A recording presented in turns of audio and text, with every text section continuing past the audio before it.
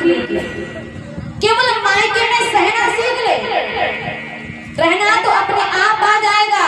और आजकल महाराज सहन शक्ति किसी के अंदर नहीं है। हाँ, कोई कुछ बात कह दे तो फिर देखो आग के गोला, हाँ, लेकिन सहन शक्ति नहीं है। और सहन शक्ति होनी चाहिए सुनने के लिए।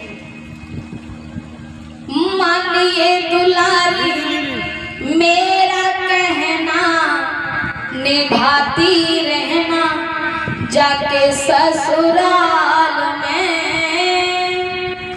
सब कुछ पड़ेगा बेटी सहना, निभाती रहना जाके ससुराल में। सब कुछ पड़ेगा बेटी सहना और निभाती रहना जाके ससुराल में। और ध्यान रखना, जिस घर की बेटी घर में शांत हो, चुप हो, किसी व्यक्ति को लौट करके कोई नहीं सकता महाराज, उजड़ने में ज्यादा देरी नहीं है। और एक और बात, यदि आपकी बेटी की बहन की विदाई हो जाए, विदा करते हैं आपकी पुत्री मायके से ससुराल में चली जाए, तो फिर माता को और पिता को ज्यादा फोन करने की आवश्यकता नहीं है कि हेलो बेटी क्या कर रही हो। बेटी ने कहा कि सासू मैया के लिए चाय बना रही हूँ। मैया ने कहा तेरी सासू माँ दोपहर में कितनी बार चाय पीती है। लग गया घर में आग लग गई कि हाँ बात तो ठीक कह रही, सुबह दोपहर में फिर शाम को 3-3 बार चाय। तो बस महाराज झगड़ा चालू हो गया। तो इसलिए आपकी बेटी बहन पुत्री मायके से ससुराल में पहुंच जाए तो ज्यादा फोन करने की आवश्यकता नहीं है, रहने दो, अपने हाल पर छोड़ दो। हाँ, यदि ज्यादा आप अपनी पुत्री की महाराज बातें लेंगे तो फिर आपकी बेटी जो है ना वो लाड़ में बिगड़ जाएगी। मेरे तो माता पिता हैं ही, संभाल लेंगे पीछे से। इसलिए अपनी पुत्रों से, अपनी बेटियों से उतना ही प्यार करो, उतना ही लाड़ करो कि आपकी बेटी बिगड़ न जाए। यदि ज्यादा लाड़ करोगे तो महाराज लाड़ में ही लड़ंका बन जाएगी। अच्छा, एक बार की बात, एक सेठ जी थे और उनकी एक पुत्री थी। सेठ जी थे, उनकी एक पुत्री थी। तो महाराज एक ही पुत्री थी, पिता का लाड़, मैया का लाड़, भैया का लाड़, सबका लाड़ उसी के ऊपर था। एक ही तो है, तो एक ही थी महाराज, सबका लाड़ उसी के ऊपर। क्या हुआ कि लाड़ में ही सेठ जी की पुत्री लड़ंका हो गई। अब कोई भी कुछ व्यक्ति उससे बोले तो महाराज तुरंत जवाब पर जवाब मार देती। कोई एक बात कहता तो सेठ जी की पुत्री 4 बात कह देती। उसने जीवन में अपने मायके में सुनना नहीं सीखा, केवल सुनाना सीख लिया। कोई कुछ कह दे तो सहन शक्ति नहीं थी, सहन ही नहीं कर पाती। सामने वाला एक बात कहता और वह महाराज 4 बड़ा चढ़ा करके सुना करके देते। लो अब क्या हुआ, धीरे धीरे करके बड़ी हुई, बड़ी होने के बाद में विवाह हुआ। विवाह होने के बाद में ससुराल गई महाराज। ससुराल में किसी से उसकी बनी नहीं। क्यों नहीं बनी? केवल सुनाना सीखा है ना, सुनना नहीं सीखा। अभी मैंने आपसे बोला, जिस बेटी ने, बहन ने मायके में सुनना सीख लिया, सहन करना सीख लिया, तो मायके में रहना अपने आप आ जाएगा। लेकिन जो सेठ जी की बेटी थी ना, उसने केवल सुनाना सीखा है, सुनना नहीं सीखा। ससुराल गई तो महाराज ससुराल में उसकी किसी से बने नहीं। सास से, ननद से, देवर से, पति से, ससुर से, किसी से नहीं बने। अब क्या हुआ, ससुराल में झगड़ा करके अपने मायके आ गई, पिता के यहाँ आ गई, सेठ जी के यहाँ। तो जैसे आई तो महाराज यदि आप भी अपने मायके में 10-8 दिन के लिए जाओगी ना, तो आपकी भी भाभी, दीदी, ये लो नाश्ता लो, खाना लो, पानी लो, चाय लो, हाँ खटिया पर सब कुछ आएगा। और जैसे महाराज 15 दिन 6 महीने हुए तो फिर तो महाराज दीदी हो गई, अब चलो लग जाओ काम पर, नाश्ता लाओ, चाय लाओ, है ना। तो आप भी अपने मायके में जाएं तो केवल 10-8 दिन के लिए, ज्यादा दिन के लिए मत जाना, फिर आपकी भाभी का नेचर बदल जाएगा। तो जो सेठ जी की बेटी थी ना,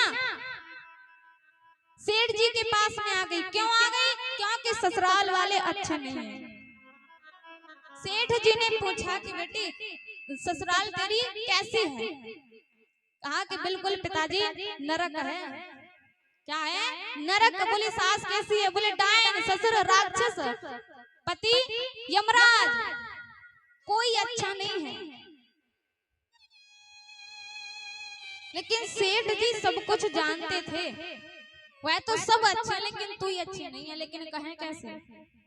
बोल नहीं सकते ना, एक ही है। सेठ जी ने विचार किया कि भैया ससुराल में एक दो चार हो सकते हैं गलत, लेकिन इसने तो सबको ही गलत साबित कर दिया। इसका मतलब तो वो गलत नहीं है, गलत है तो केवल ये है। जान गए महाराज सब। अब तो सेठ जी की बेटी जहाँ जिस स्थान पर जाए सब एक ही बात पूछे, क्यों जीजाजी कहाँ हैं? लेने के लिए नहीं आ रहे का? अब तो महाराज उसने विचार किया कि सत्यानाश हो इस जीजा का, इसने तो जीना हराम करके रखा है। अब तो महाराज सेठ जी की पुत्री मंदिर में जाए, शादी में जाए, पार्टी में जाए, फंक्शन में जाए, कहीं भी जाए महाराज, बस एक ही बात, क्यों बेटी क्या हुआ? अब तो महाराज सेठ जी की पुत्री बड़ी ही दुखी हो गई। दुखी क्या हुई? कहा कि इस जीजा का सत्यानाश हो, ये तो मुझे कहीं भी जीने के लिए नहीं दे रहा है, ना तो वहां और ना यहाँ। अब एक दिन की बात है, सेठ जी आए, अपनी पुत्री के पास में बैठे और बैठ करके कहा कि देख बेटी, हमारे गांव में नगर में एक माने हुए संत आए हैं और मैंने जा करके तेरी और चर्चा की। कहा कि मेरी पुत्री ऐसे ऐसे, बताओ क्या किया जाए? तो संत ने कहा कि एक मंत्र है, मंत्र की साधना वह कर ले तो आपकी बेटी का घर सही हो जाएगा, बस जाएगा। तो आज सेठ जी आए और कहा कि बेटी एक मंत्र है। उसने कहा पिताजी मुझसे ये मंत्र का जाप नहीं होगा। पिता ने कहा कि बेटी तुझे मंत्र का जाप नहीं करना। कहा मंत्र का जाप तो करूंगा मैं, तुझे तो केवल साधना करनी है। मंत्र का जाप तो मैं करूंगा, तुझे केवल साधना करनी है। सेठ ने कहा कि साधना कितने दिन तक? बोले 6 महीने तक। राधे, इस दृष्टांत को ध्यान दे करके सभी बहनाएं जितनी बैठी हैं समझ रहे हैं कि आपके ही लायक बात है, सुनने लायक बात है, सभी ध्यान दे करके सुनेंगी। जितनी भी जो कलश वाली बहनाएं और भी बहनाएं सभी बैठी हैं, ठीक है? आपके जीवन के लिए बात है, सुनने लायक बात है, ठीक है? सभी शांति बनाए रखेंगे। ये जो बात है ना, ये बात अपने जीवन में उतारने के लिए है और ये जीवन सुधारने की भी बात है। यदि एक बार यह बात जीवन में आ जाए ना, तो महाराज बिगड़ा हुआ जीवन भी सुधर जाएगा। तो आज सेठ जी ने कहा कि केवल 6 महीने तक तुझे साधना करनी है। सेठ जी की पुत्री ने कहा साधना क्या है? पिता ने कहा कि पुत्री साधना यह है कि तुझे 6 महीने तक चुप रहना है, बिल्कुल चुप, बिल्कुल शांत। कोई सामने वाला कुछ भी तुझसे बोले लेकिन तुझे लौट करके जवाब नहीं देना है। ज्यादा नहीं, केवल 6 महीने तक। उसने कहा कि ठीक है पिताजी, ज्यादा नहीं, केवल 6 महीने तक ऐसा होगा और उसके बाद में क्या होगा? बोले तेरी ससुराल तेरी कंट्रोल में हो जाएगी, तेरी मुट्ठी में हो जाएगी। अब तो महाराज जैसे सेठ जी ने बोला कि तेरी ससुराल तेरी मुट्ठी में हो जाएगी, सेठ जी आए अपनी पुत्री को मायके से ससुराल में छोड़ गए। आज सेठ जी की पुत्री अपने मायके से ससुराल में आ गई और आज जैसे ही ससुराल आई, सास ने देखा, कहा कि फिर से आ गई डायन। लेकिन महाराज उसने कुछ भी बोला नहीं। मन ही मन में विचार किया कि जादानी 6 महीने तक, उसके बाद मैं तुझे बताऊंगी, देखूंगी तुझे, तो ज्यादा नहीं, रुक जा 6 महीने तक। कहा कि यदि मेरे पिताजी मंत्र का जाप नहीं कर रहे होते तो अभी तुझे बता देती, लेकिन ज्यादा नहीं 6 महीने तक, 6 महीने के बाद तुझे देख लूंगी। महाराज कुछ नहीं कहा, बिल्कुल शांत रही। सास ने विचार किया पता नहीं क्या हो गया, अरे पहले वाली नहीं है। कहा कि यह पहले वाली नहीं है, पहले तो हम इसे एक कहते तो 4 बड़ा चढ़ा करके सुना करके देती, और अब पता नहीं कुछ नहीं कहा। तो आगे महाराज घर में आई, ससुर ने कहा बहू पानी लेकर के आओ। तो जैसे महाराज पानी देने के लिए जा रही थी और हाथ में से गिलास छूट करके पृथ्वी पर गिर पड़ा, और जैसे ही गिलास धरती पर गिरा, ससुर ने कहा कि देखो आते ही थोड़ा भोड़ी चालू कर दी। अब उसने कहा कि राक्षस ससुर जी रुक जाइए, 6 महीने के बाद बताऊंगी। हाँ ज्यादा नहीं, केवल 6 महीने के बाद। लेकिन डायरेक्टली कुछ नहीं कहा, शांत रही। अब क्या हुआ महाराज, वह किसी से कुछ नहीं बोलती। सुबह हुआ, कहा तो महाराज 6 बजे उठने वाली, और आज 4 बजे उठ करके नहा धो करके रसोई में जा करके सबके लिए नाश्ता बनाने लगी है। 4 बजे, और कहा 6 बजे उठ करके आती थी, और आज वही 4 बजे उठ करके रसोईया में जा करके सबके लिए खाना पीना नाश्ता तैयार कर रही है। ननद आई, बोली आज क्या हो रहा है पता नहीं, भाभी का तो पूरा नेचर एकदम से, हाँ ये पहले वाली नहीं है। सास ने देखा, कहा कि अब तो वास्तव में मेरी बहू नहीं है, अब तो मेरी बेटी है। अब क्या हुआ महाराज, हुआ 6 महीने तक बोली नहीं, 6 महीने के बाद दूर रही। केवल 1 महीना हुआ, और 1 महीने के अंदर में घर के जितने भी लोग थे ना, सब में महाराज जितना इसने हुआ, प्यार हुआ कि आपस में महाराज कोई एक व्यक्ति भी घर से बाहर निकल जाए तो किसी का घर में मन नहीं लगता। केवल 1 महीने के अंदर में ऐसा हुआ कि सास अपनी बहू को आंखों से दूर करना बिल्कुल नहीं चाहती। यदि उसकी बहू मायके भी जाए ना, तो सास अपनी बेटी को मायके भी जाने नहीं देती। क्यों? क्योंकि यदि छोड़ करके चली गई तो हमारा मन घर में लगेगा नहीं, हमें इसकी याद आएगी।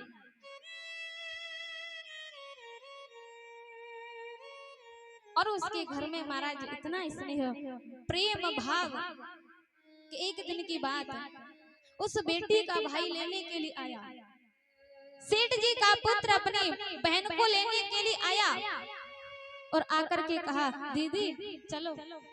उसने कहा कि भैया चलूंगी, लेकिन पहले मेरी माँ के पास जाओ, उनसे पूछो, अरे मेरी माँ के पास जाओ और आज्ञा लेकर के आओ।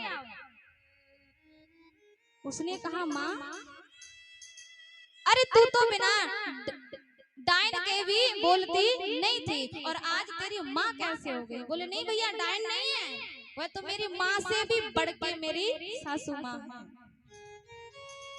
आज भाई ने भी देखा कि महाराज ये सब कैसे हो गया।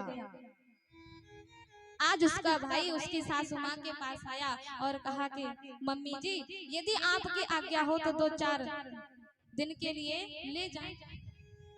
उसने कहा कि 2-4 दिन, अरे नहीं नहीं भैया ये 2-4 दिन तो 2-4 साल के बराबर है। उसने कहा कि अब लेकर के जा और सुबह होते ही यहाँ पर मेरे पास छोड़ने आ जाना। क्यों?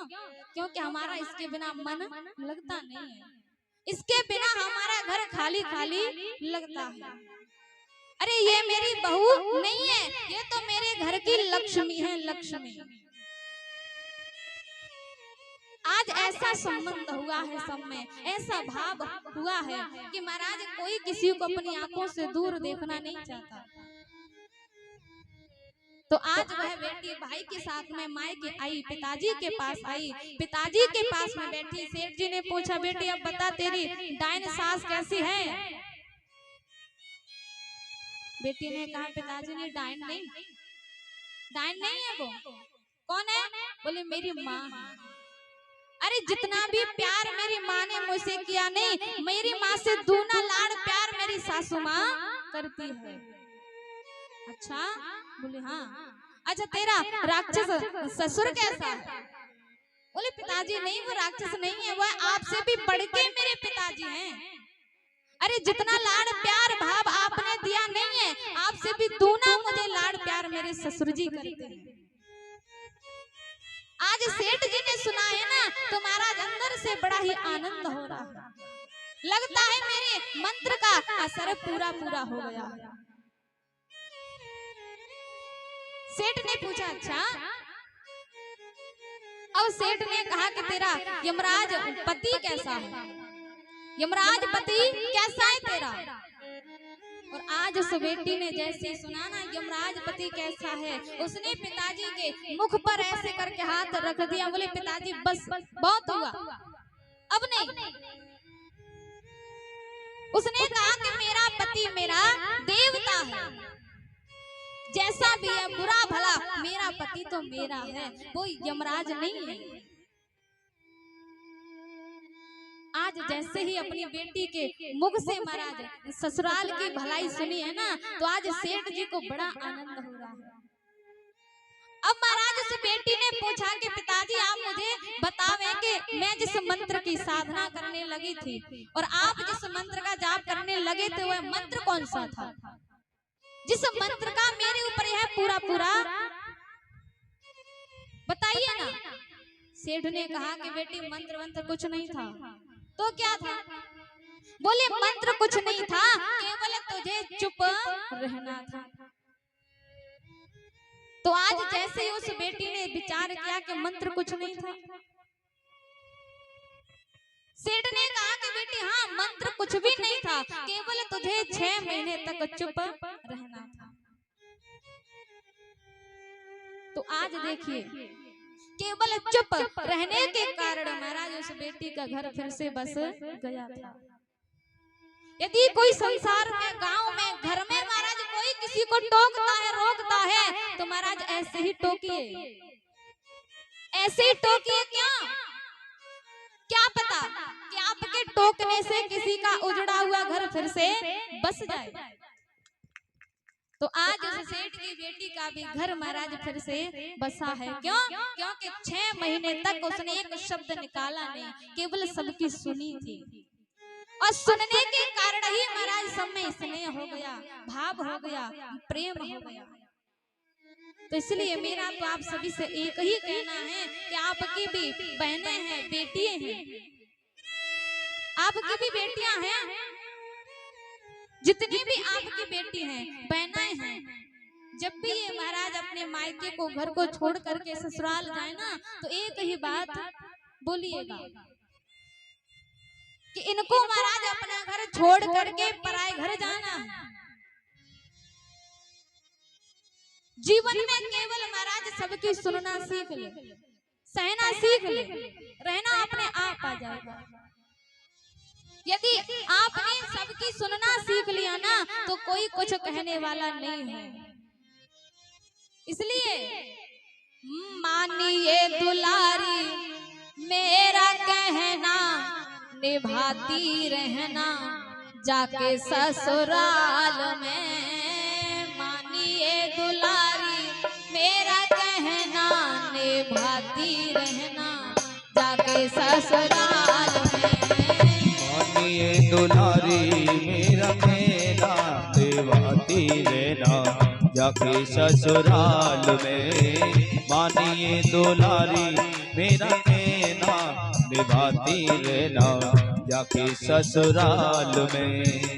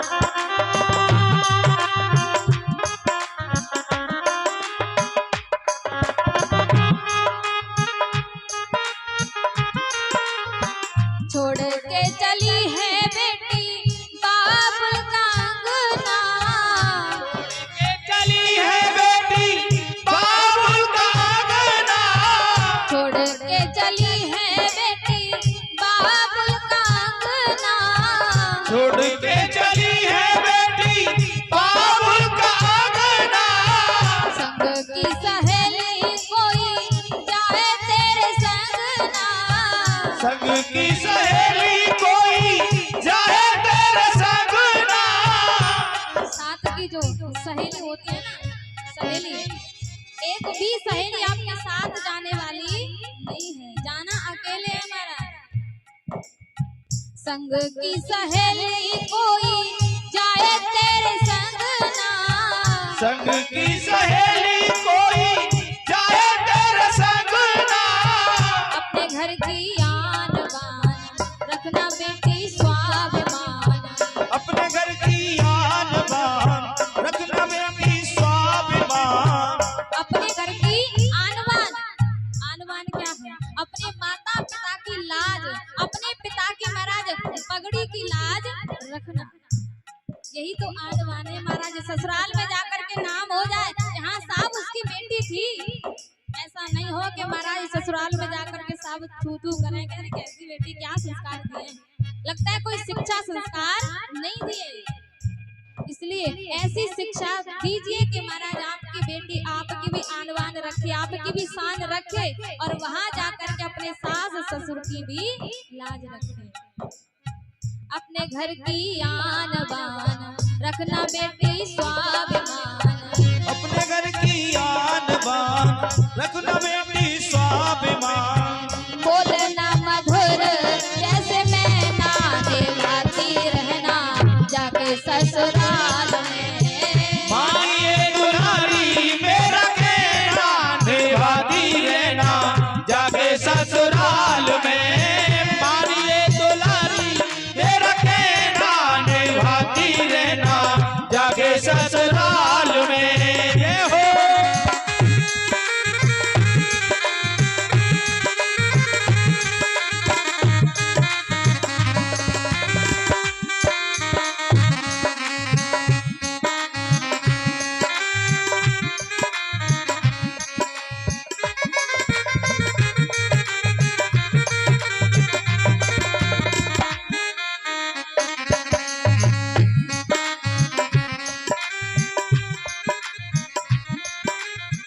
माता के समान अपनी सासू जी को मानना, माता के समान अपने सासू जी को मानना,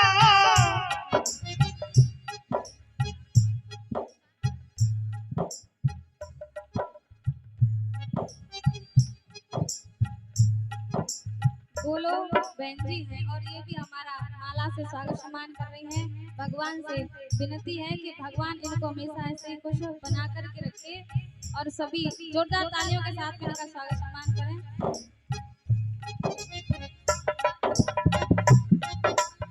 और श्रीमती कमला देवी ये भी हमारा माला से स्वागत सम्मान कर रही है और सभी जोरदार तालियों के साथ इनका स्वागत सम्मान करें। माता के समान अपनी सासू जी को जानना, माता के समान अपनी सासू जी को मानना, पिता के समान अपने ससुर जी को जानना, पिता के समान अपने ससुर जी को मानना, एक बेटी अपने माता पिता को छोड़ करके ससुराल आती है, अपने माता पिता को छोड़ करके दूसरे माता पिता के पास आती है ना, तो फिर महाराज उनको ही अपने माता पिता समझ लेना चाहिए। और जो भी बेटी बहन अपने सास ससुर को अपने माता पिता समझ लेती है ना, उसको जीवन में कभी कष्ट नहीं होता।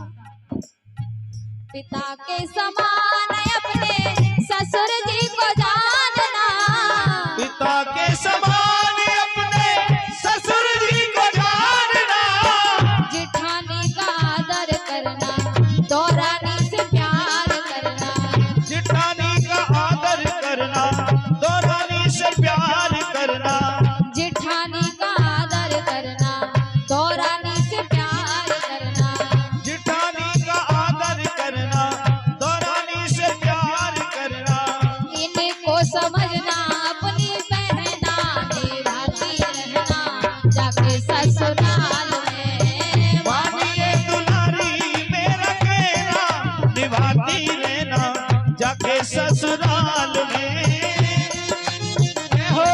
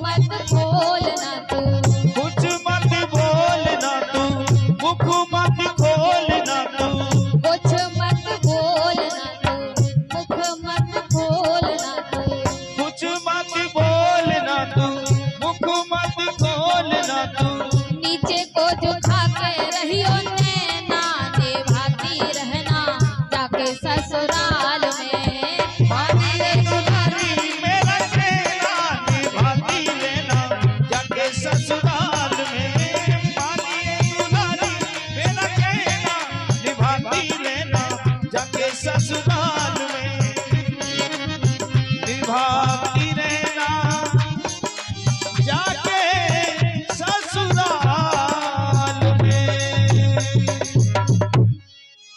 कुछ मत बोलना तू, मुख मत खोलना तू, नीचे को झुका के रहियो नैना, निभाती रहना जाके ससुराल में, मानिए दुलारी मेरा कहना, निभाती रहना जाके ससुराल में, निभाती रहना जाके ससुराल में।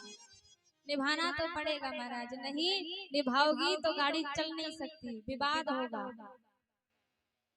अच्छा, इतनी कौन कौन सी बहना हैं जो मेरी बात को मानेंगी? हाथ खड़ा करके बताएं जरा। बस सारी मैया इतनी सारी बैठी है, कोई नहीं मानने वाला। मानोगी? अच्छा मानोगी? आपकी राजी है? हाँ। आज तो सभी मतलब ऐसे कह रही हैं कि हाँ मानेंगे, और कल के बाद देखो फिर वही चालू कहानी है कि हाँ आपकी इच्छा है, हाँ बात मानो, हाँ है कि नहीं? बात मानो न मानो खुशी आपकी, आपकी खुशी है महाराज, और हम तो जो भी बात आपको बोलते हैं ना वह सब आपकी भलाई के लिए ही बोल रहे हैं, कैसे भी सही। क्या पता किसी के बोलने से, कुछ सुनाने से किसी का बिगड़ा हुआ उजड़ा हुआ घर फिर से बस जाए। हाँ। तो आज जैसे ही मैया पार्वती की विदाई हुई, विदा होकर के शंकर भगवान के साथ में कैलाश पर्वत पर आए, और जैसे ही कैलाश पर्वत पर आए महाराज बड़े आनंद आ रहे हैं, सबको बड़ा आनंद आ रहा है, और कैलाश में महाराज इतने आनंद छा रहे हैं, कैलाश पे आनंद छाया, बड़ा आनंद आ रहा है, और इतना सुंदर आनंद आ रहा है महाराज क्या बताएं। समय आने पर मैया पार्वती के एक पुत्र हुआ जिसका नाम रखा गया कार्तिकेय जी महाराज, और महाराज जैसे बड़े हुए तो तारकासुर का आकर के वध किया। बोली वाके बिहारी लाल की जय, बोली शंकर भगवान की जय, जय जय श्री राधे श्याम। श्री सुखदेव जी कहते हैं, कहे राजन परीक्षित, मनु है, उनकी 3 बेटियां थी और 2 पुत्र थे। 2 पुत्र थे महाराज, उत्तानपाद और प्रियव्रत। और जो उत्तानपाद राजा है ना, उत्तानपाद, तो इनकी एक रानी थी, बड़ा ही सुंदर नाम है। नाम क्या है? सुनीति।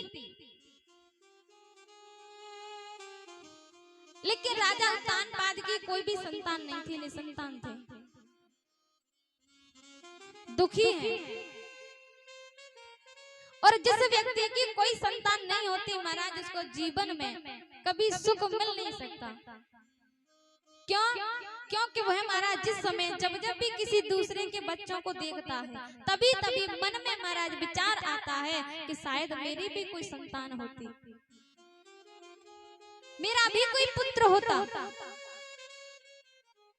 तो राजा उत्तानपाद निसंतान है, उनकी कोई संतान नहीं है, दुखी रहते हैं। तो एक दिन राजा उत्तानपाद जंगल में शिकार करने गए और तभी उनको एक युवती बहुत सुंदर नारी मिली जिसका नाम था सुरुचि, और उसके साथ में गंधर्व विधि से विवाह करके और अपने राज्य में लेके आ गया। आज राजा उत्तानपाद सुरुचि के साथ में विवाह करके नगर में लेके आए, और आज रानी सुरुचि ने सुनीति रानी को देखा तो महाराज क्रोध आने लगा। कहा कि जब आपकी एक रानी थी तो हमको विवाह करके क्यों लेके आए? जब आपकी पहले थी तो हमें विवाह करके क्यों लेके आए? आज सुरुचि ने कहा यदि आप हमको अपने पास में रखना चाहते हो ना तो आप इनका त्याग कर दो, इन्हें छोड़ दो। देखिए राजा उत्तानपाद ने आज अपनी सुशील पत्नी सुनीति का त्याग कर दिया। क्यों?